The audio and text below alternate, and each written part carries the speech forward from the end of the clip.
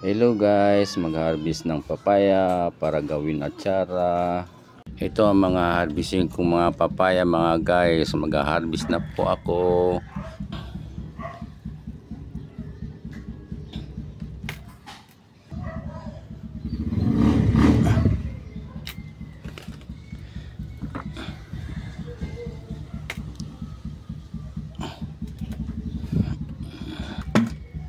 Ayan.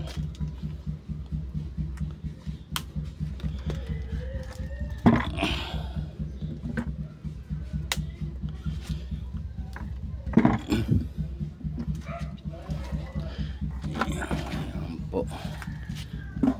Ayan. Harvesting ko. Ayan po.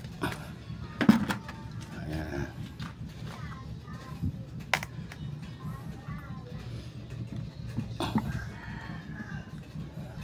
Ayan, mayroon pang isang malaki.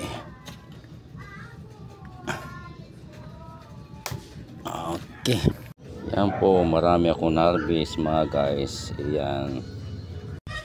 Ito na yung papaya in-harvest na tsara ng misis ko. Yan, sarap. Maraming salamat po. Sige po, ingat. Bye-bye. Like, share, comment lang po sa baba. Thank you po.